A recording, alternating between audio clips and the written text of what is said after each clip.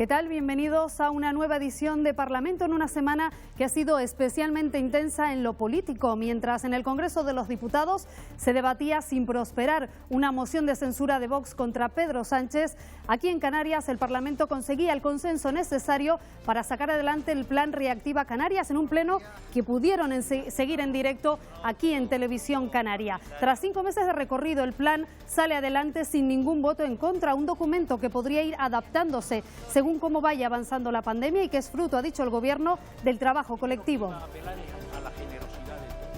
Acerca de la importancia del plan y de instrumentos como la Prestación Canaria de Inserción, hemos hablado con el portavoz de Sí Podemos, Manuel Marrero, quien considera que con esos dos elementos y los presupuestos de Canarias hay instrumentos suficientes para luchar contra la exclusión e impulsar la economía. Hay un tercer instrumento que son también los presupuestos generales de la comunidad autónoma, que dependen en parte también de la aprobación de los presupuestos del Estado, generales del Estado, y de los dineros que nos vengan desde la Unión Europea por la vía dentro de las instituciones estatales o por la vía de región ultraperiférica. Yo creo que tenemos mecanismos suficientes en estos momentos para frenar el embate que nos está produciendo esta pandemia. El sector turístico respira aliviado después de que Alemania y Reino Unido hayan levantado las restricciones para los viajes a Canarias, que se pueden retomar desde este mismo fin de semana. La Consejería prevé que el año que viene puedan llegar a las islas unos 10 millones de viajeros.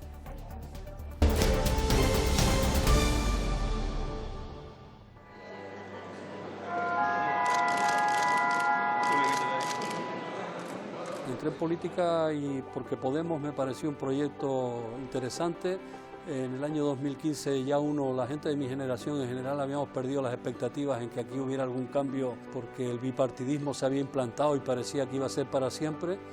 Y la forma asamblearia de organizarse y lo que se estaba defendiendo coincidían con lo que uno desde los movimientos asamblearios en la enseñanza había venido defendiendo. Terminó la carrera de magisterio y seguí dando clases como maestro y después como profesor de secundaria. Por tanto, mi vida sigue rigiéndose por cursos, toda ella, porque es a lo que he estado acostumbrada hasta hace ya unos cuantos años en que me jubilaba. Así, por ejemplo, en el Colegio Princesa Tejina, en el que yo estuve 22 años, pues teníamos un taller de radio, una emisora de frecuencia modulada, en 106.5 transmitíamos casi en un extremo de la banda, o trabajamos la imagen en general.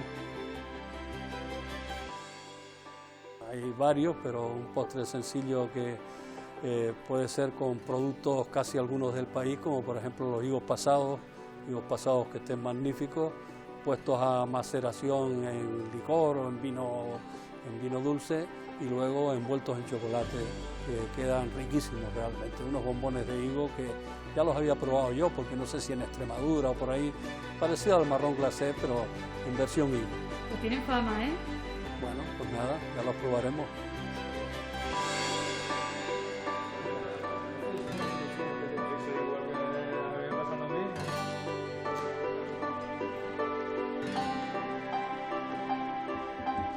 Pues empiezo preguntándole por ese proceso de primarias, digamos, que por el que acaba de pasar su partido. Acaba de ser elegida recientemente Laura Fuentes como coordinadora general de Podemos en Canarias. ¿Qué aporta ella al proyecto? Yo creo que por un lado aporta continuidad al proyecto que ya había iniciado Noemí Santana durante estos últimos años, que es un proyecto que se ha ido consolidando.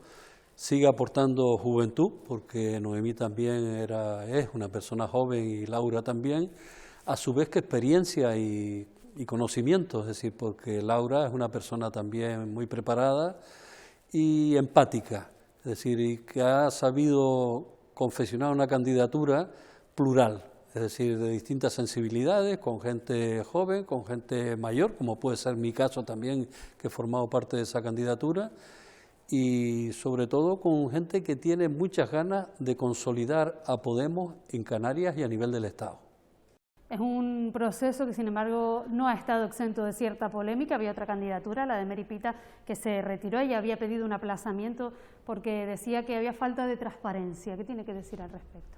Bien, yo lo que tengo que decir es que este procedimiento es el mismo por el cual pues Meripita, está hoy actualmente en el Congreso de los Diputados. O sea, yo creo que poco más que decir, simplemente la transparencia ha existido dentro de Podemos, los procedimientos son los que están dados desde la última asamblea a nivel estatal y ha resultado un poco extraño el que se hagan esas críticas por parte de quien ejerce un cargo público dentro de Podemos, como es ser diputada en el Congreso de los Diputados.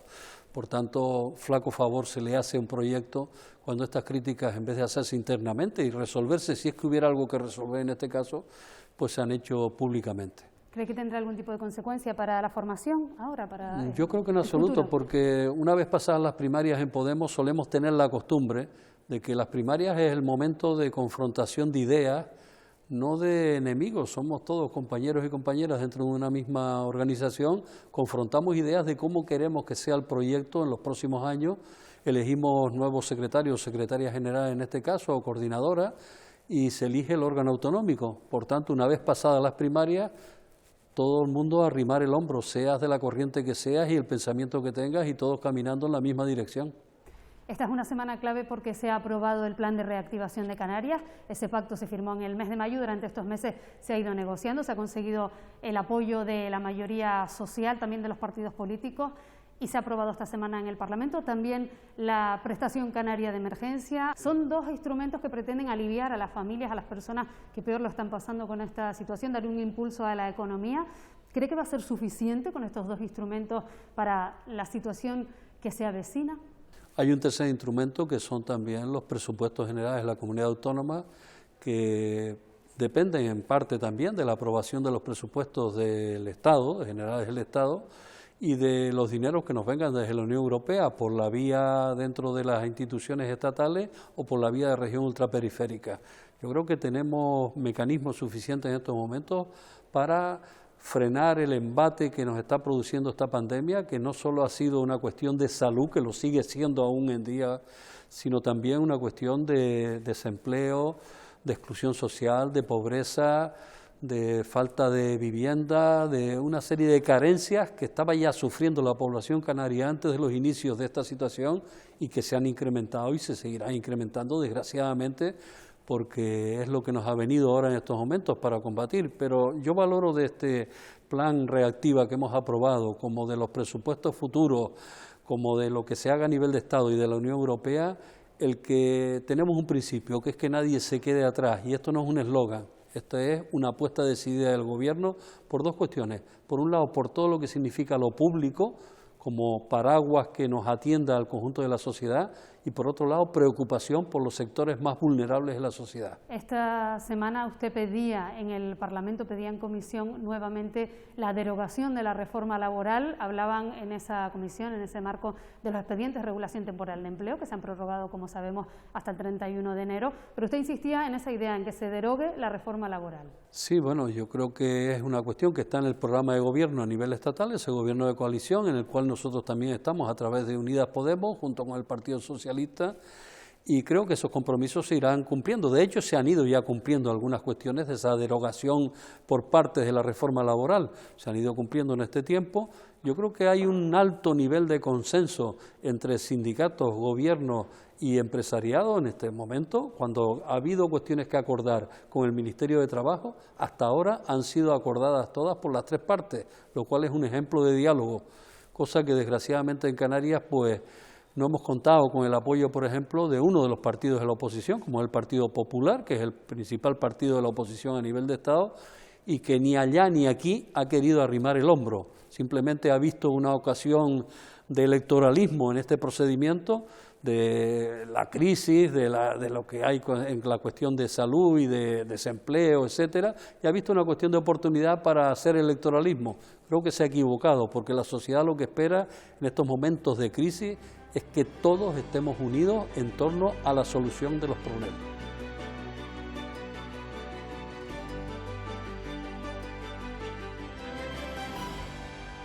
Bueno, señor Marrero, durante el estado de alarma, Canarias se convirtió en una de las 3 comunidades autónomas que mejor gestionaron la dependencia, junto a Baleares y Comunidad Valenciana.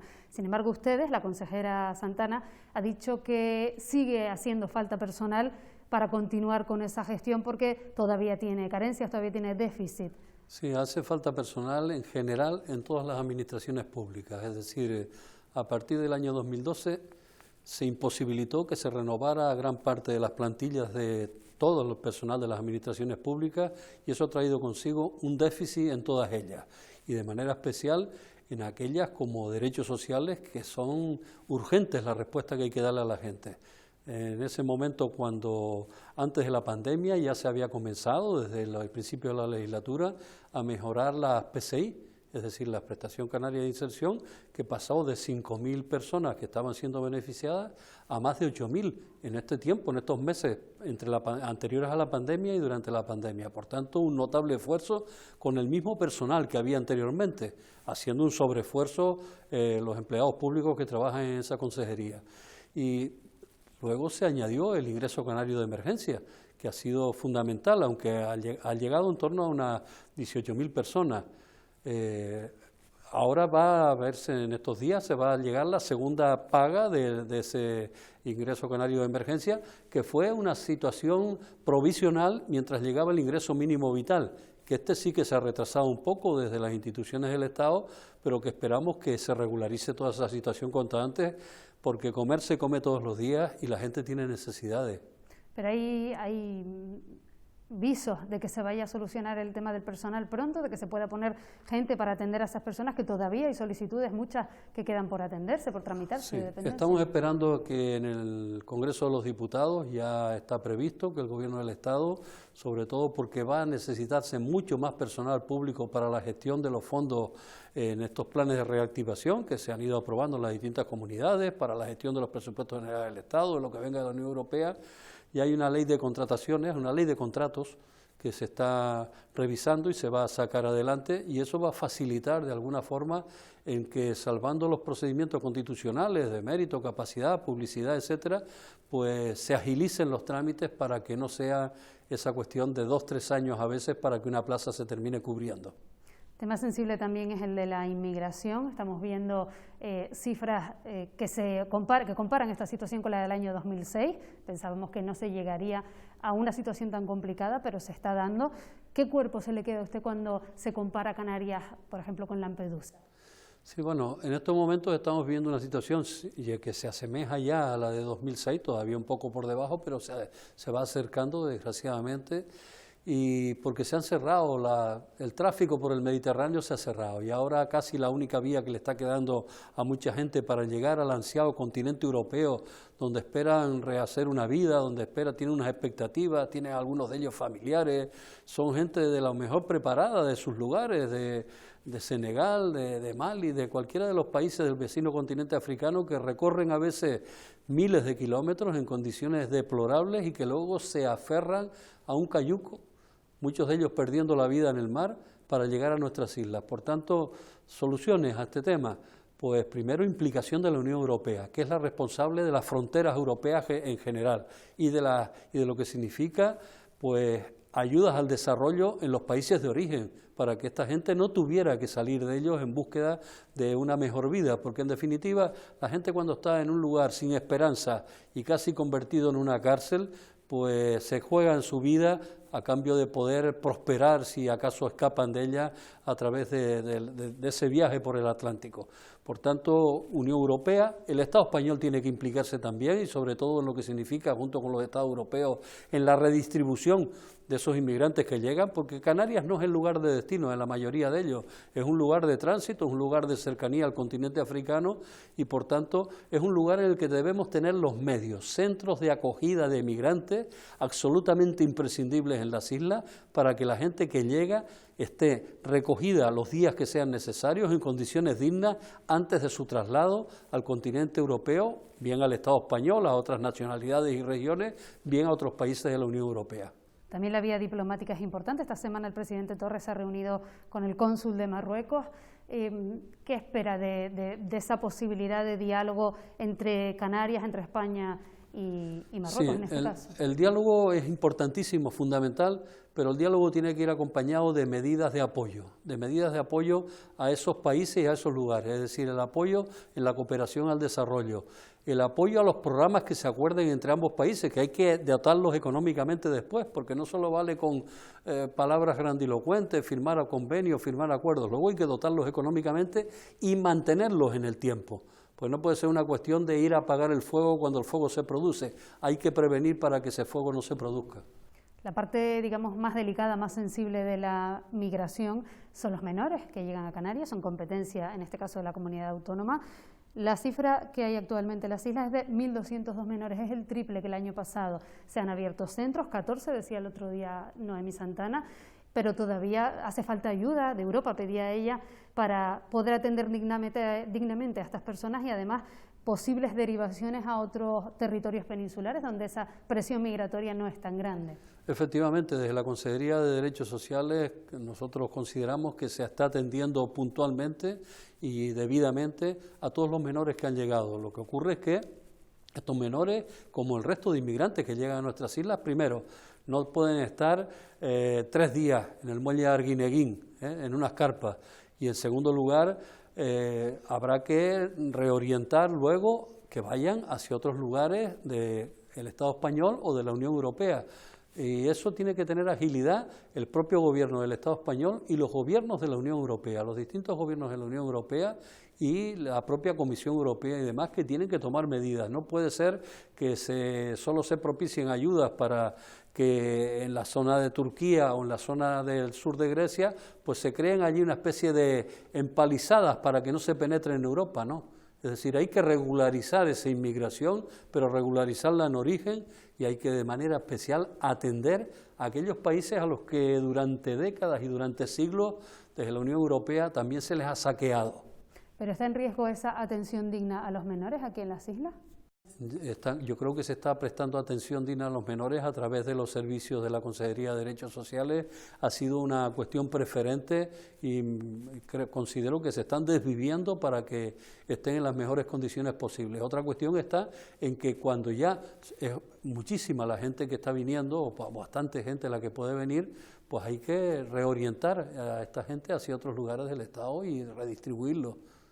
Porque Canarias no tiene en estos momentos capacidad para absorber a tanta gente que está viniendo sin que se cuente con la solidaridad de la Unión Europea y de otras regiones y países y nacionalidades del Estado español. Pues muchísimas gracias, señor Marrero, por haber estado con nosotros esta mañana y continuamos viéndole aquí en el Parlamento. Pues muchas gracias a ustedes.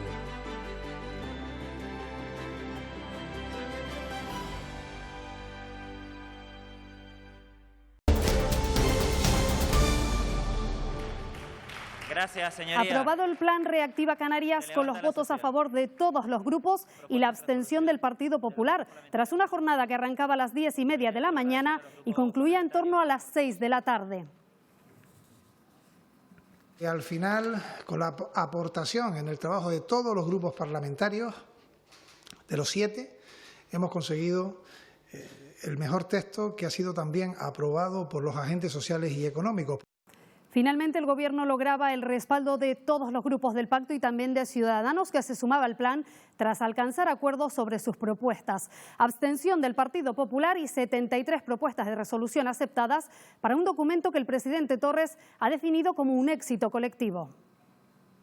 El Pleno del Parlamento ha dado su visto bueno al Plan Reactiva Canarias. Los grupos presentaron cerca de 130 propuestas de resolución y al final el documento recibía el respaldo de la Cámara Autonómica. Canarias tiene un plan, son 1.440 millones para el año 2020 como ficha del Gobierno, que sumado al esfuerzo del resto de las administraciones suponen 18.550 millones de euros. Hay una propuesta para los años 21 y 23 de 4.300 millones de euros que aportará la Administración Autonómica de Canarias y con indicadores de seguimiento, de gobernanza. Mientras el Grupo Nacionalista ha mantenido su apoyo al plan, el Grupo Popular ha decidido abstenerse. Sabemos que el diálogo, el consenso y el acuerdo son importantes siempre y lo son más en momentos como este, donde la sociedad nos demanda también a todos unidad para afrontar los retos y no confrontación. El plan que usted presenta, señor Torres, no ofrece seguridad alguna, no inspira confianza y mucho menos aporta certeza, empezando por lo más elemental de todo, los recursos financieros para ponerlo en marcha. porque sin dinero para ejecutarlo ningún plan sirve para nada. Y aunque no formó parte del pacto inicial, finalmente Ciudadanos daba su apoyo al plan. Si apoyamos finalmente este plan, lo vamos a hacer pensando en esos canarios que hemos visto en esos datos, los que están enfermos en sus casas, los que están enfermos en los hospitales, en las personas que han perdido a un ser querido, en quienes han perdido su puesto de trabajo. Los grupos que sustentan al Ejecutivo destacaron el consenso obtenido a favor, dicen, del interés general. Créanme, le decía que tenía dos virtudes. Una, el compromiso compartido por parte de todos y dos, tiene plan financiero. No nos agobiemos. El plan y el pacto han sido y son producto del diálogo, del consenso y la defensa del interés general. Canarias tiene un plan. Si no lo hubiéramos hecho, nos criticarían que Canarias no tiene un plan. Tiene un plan de presente, pero con una planificación de futura claramente orientada. Y eso es importantísimo a la hora de afrontar todas las decisiones. 7 prioridades estratégicas, 122 ejes de actuación y 288 medidas, 1.440 millones de euros 2020, 5.740 hasta 2023. El plan se firmó el pasado 30 de mayo, Día de Canarias, en el Parlamento. Todos los agentes sociales y económicos mostraron su apoyo a este documento. En ese mismo pleno de carácter extraordinario se convalidaba el decreto ley para adaptar la prestación canaria de inserción al ingreso mínimo vital, un trámite con el que, según el Gobierno, Canarias se coloca a la cabeza del Estado en protección de las familias y de la infancia. Así, las personas más necesitadas no tendrán que esperar a que llegue el ingreso del Estado para seguir cobrando una prestación. Ahora el decreto sigue su recorrido en la Cámara como proyecto de ley. A pesar de que el ingreso mínimo vital es una de las medidas más potentes que se han tomado nunca en el ámbito social, lo cierto es que los tiempos se están dilatando y las familias no pueden esperar. Y ante esto, la comunidad autónoma no puede hacer otra cosa sino responder ante las familias protegiéndolas con estas medidas. Gobierno y Diputación del Común han firmado un convenio contra la violencia de género. Colaborarán en materia de igualdad, compartirán datos de delitos contra la integridad moral, la trata de seres humanos o los delitos de violencia de género. Además, se creará una comisión mixta de seguimiento para fortalecer la cooperación en esta materia. ¡Mujeres! ¡No más violencia! Peticiones como esta, que ahora no podemos vivir por la pandemia, la hacen miles de españoles cada año, porque solo en lo que llevamos de 2020, 36 mujeres han perdido la vida a causa de la violencia de género. 2 de ellas eran de Canarias. ¡Ni una menos! ¡Ni una menos! Entre abril y julio, Canarias registró la segunda mayor tasa a nivel nacional de presuntas víctimas de maltrato. Por eso el Gobierno de Canarias y el diputado del Común han pactado contra la violencia de género a través de la firma de un convenio. Tiene por objeto que la Diputación del Común comparta los datos estadísticos que tengan los órganos judiciales de Canarias, entre otras cosas para saber si las quejas que recibe el diputado del Común coinciden con las actuaciones. Y es que los datos de 2019 y 2020 no son nada positivos. La cuarta comunidad autónoma en denuncias y en casos de víctimas de violencia de género. Una fórmula también para tener constancia del total de denuncias. La Diputación del Común no puede actuar en aquellos asuntos que están judicializados y evidentemente en violencia de género todos están en este trámite. Un convenio que permite seguir trabajando para disminuir las cifras. Y una cifra que ha crecido es la de los menores que están en acogimiento familiar. Desde que comenzó la pandemia hay más niñas y niños en situación de desamparo. Los datos los daba en comisión la directora general de Infancia, pero en ese mismo foro también las mujeres rurales han hecho una radiografía de su colectivo. En los últimos años, cada vez son más las familias que dan el paso para acoger a un menor en desamparo. Ahora mismo hay cerca de 260 niños y niñas que están bajo el cuidado de una familia ajena. En este momento tenemos el ofrecimiento de un centenar de familias más. Ahora mismo están en proceso de valoración 45 familias. Sin embargo, la mayoría de acogimientos, más de 800, lo siguen protagonizando familiares como los abuelos. A partir del próximo año cobrarán una ayuda para la manutención de los menores. Para esas abuelas, ¿no?, o abuelos, familias mayores que dependen de una pensión, esperamos que de cara a inicios de año del 2021 estamos trabajando en una orden para que se remuneren absolutamente todos los acogimientos familiares. La voz de las mujeres rurales también ha llegado al Parlamento. Piden más apoyo económico y menos burocracia, por ejemplo, para poder tener derechos sobre sus fincas y que no sea solo cuestión de hombres. Tener una titularidad compartida en la explotación hay que pagar 2 seguridades sociales que a día de hoy y más ahora mismo con el tema de la pandemia cuesta muchísimo. No puede ser que nosotras paguemos unos seguros sociales y un autónomo como cualquier otra persona que trabaje en otro sector, un trabajo de riesgo. Nosotros no sabemos cómo va a estar el mes que viene la producción. Exigen más coordinación institucional para que el apoyo a la mujer en el sector primario sea realmente una cuestión transversal.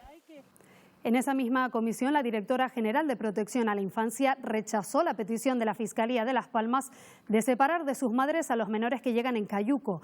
Estos niños y niñas pueden pasar meses alejados de su familia hasta que se confirma su parentesco a través de un análisis de ADN que se realiza en Madrid. La Dirección General exige que esas pruebas se hagan en Canarias para acortar en todo lo posible los tiempos. Es necesario parar y acabar con esto. Estamos vulnerando derechos, no solo de esos niños, en aras del interés superior del menor. Si el interés superior del menor es separarlos, que venga Dios y lo vea. O sea, no es justo. En lo que va de pandemia, un total de 21 personas con algún tipo de discapacidad en Canarias se han contagiado de coronavirus. Afortunadamente, ninguno de ellos ha fallecido. Unos datos que se han abordado en una comisión en la que también se ha hablado de cambiar el modelo de los recursos asistenciales. Hay que cambiar la tendencia. Los recursos asistenciales que se ofrecían hasta ahora al colectivo de discapacitados era el de grandes centros que podían atender a cientos de personas. El coronavirus ha servido para abrir el debate que se ha trasladado hasta el Parlamento, donde ya se habla de reducir espacios, ofrecer un servicio más humano y garantizar mayor independencia para los discapacitados. La apuesta pues por la atención en el propio domicilio de la persona y sinceramente nosotros creemos que esa es la línea. El segundo plan de infraestructuras sociosanitarias apostaría por pisos tutelados, también por la atención en casa, algo que fomentaría además el empleo. Sí, el modelo es posible y ya tenemos experiencias en Canarias. Por ejemplo, en La Orotava, en Probosco, ha puesto en funcionamiento 5 unidades, 5 viviendas para 5 personas. Sistema de atención a los dependientes en sus domicilios, lo que sin duda redundará en su beneficio y les dará, pues, obviamente, una mayor calidad de vida. Eso genera empleo, todo el tema de los cuidados en sus casas, donde creemos que van a estar mucho mejor. Y dentro del plan de infraestructuras sociosanitarias creo que hay que reivindicar también los derechos a espacios más pequeños. Recordarnos todos, y por eso absolutamente oportuno que esté en el plan Reactiva, que apostar por un plan de infraestructuras sociosanitarias y por otros modelos habitacionales es también apostar por la economía, ¿no? Más de 90, 100 plazas para ir saliendo de aquellos macrocentros de 200 o 300 mayores y que además se fueron ubicando de manera distribuida. De los dependientes es una situación en Canarias muy delicada, necesita respuesta rápida y urgente, no a futuro. El 93% de los discapacitados se encuentran en grandes centros. En Canarias, solo 21 se han contagiado por coronavirus y afortunadamente no hay que lamentar fallecidos.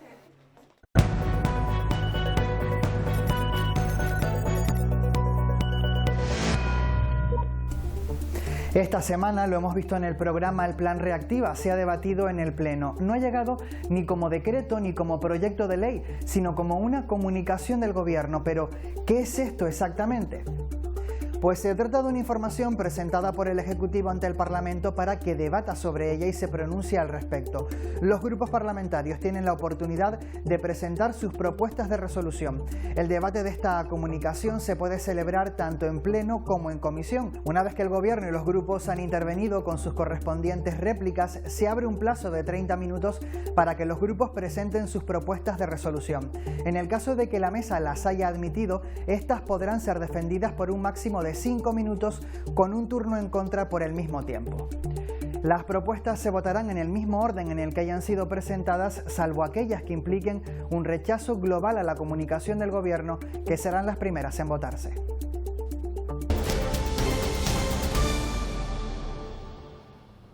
Las previsiones del Gobierno en materia turística han ido cambiando a lo largo de la semana, condicionadas por el levantamiento de las restricciones por parte de Alemania y también del Reino Unido, que arrojan luz de cara a los próximos meses. Para el año que viene se calcula que podrían llegar unos 10 millones de turistas. La estrategia de la Consejería pasa también por captar nuevos segmentos de visitantes.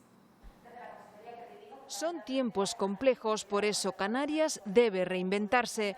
El Grupo Parlamentario Nueva Canarias preguntó a la consejera por las acciones para captar nuevos mercados ante la parálisis turística. A mercado silver, que imagino que serán, como decía, pues el mercado de las personas jubiladas, las personas mayores que buscan destinos de seguridad.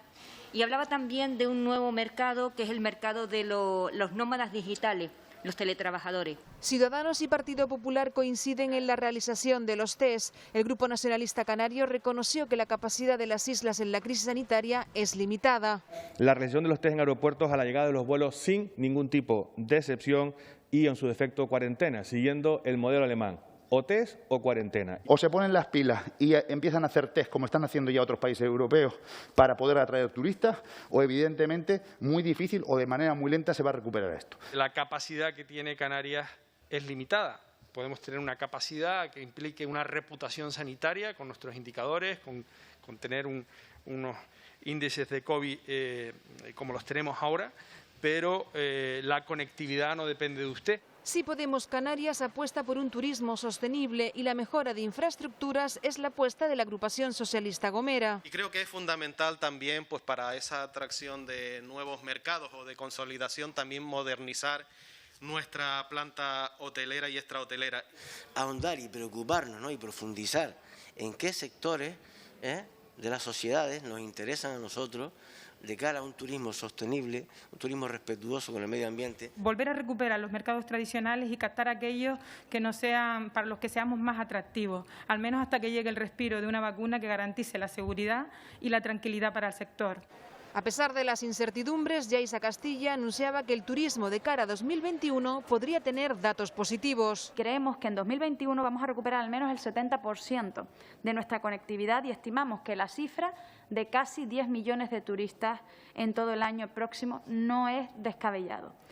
Castilla ha puntualizado que en este escenario de crisis hay que aprender a convivir con la pandemia y ofrecer Canarias como un destino seguro y de calidad.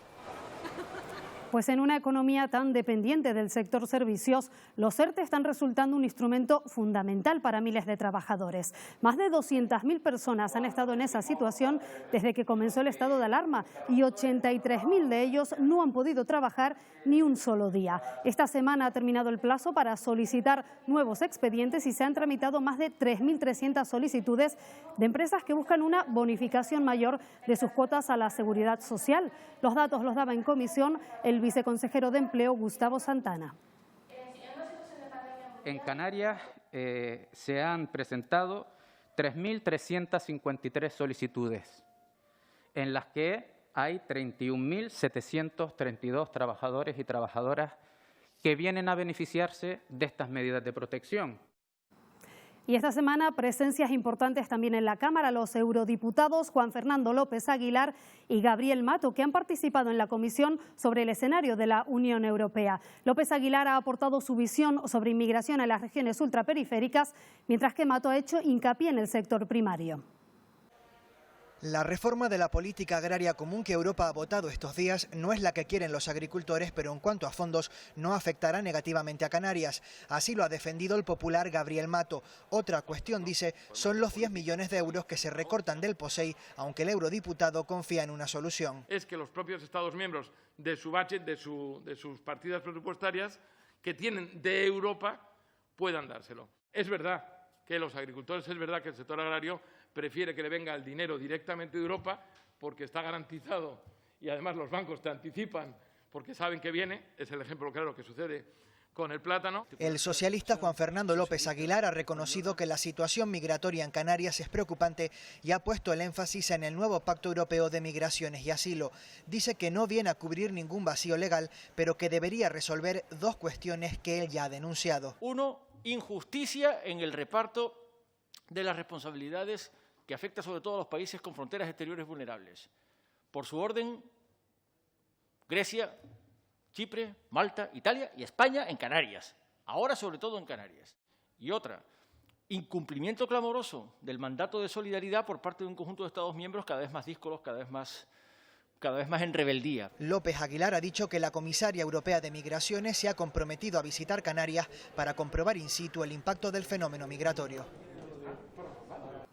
En la reunión de la Conferencia de Asambleas Legislativas Europeas, la CALRE, Canarias ha compartido su experiencia en abordar catástrofes naturales en una puesta en común con otros territorios. Gustavo Matos ha puesto como ejemplo la crisis del volcán submarino del Hierro o fenómenos meteorológicos como la tormenta tropical Delta. Hay que recordar que uno de los objetivos fundacionales de este proyecto europeo es mantener el principio de solidaridad entre los pueblos. En el Hierro hace poco tiempo, a pesar de ser un volcán submarino, hemos sufrido fenómenos adversos relacionados con la meteorología. En fin, nuestras experiencias también pueden ser compartidas y lo más importante, reforzar los mecanismos europeos comunes de atención y prevención de las catástrofes naturales. Y en nuestro rincón de las obras de arte queremos enseñarles un curioso cuadro de autor desconocido, pero que puede que les suene.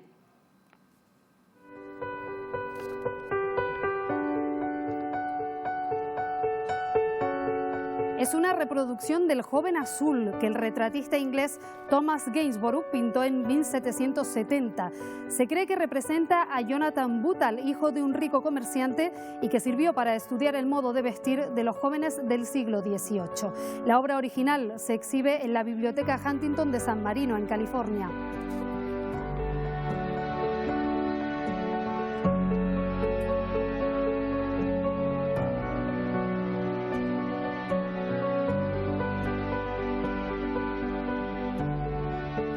Aquí lo dejamos. Recuerden que pueden seguir informados a través de los telenoticias, también en nuestra página web rtvc.es y en nuestras redes sociales. Nosotros regresamos el próximo domingo. Que tengan una muy feliz semana.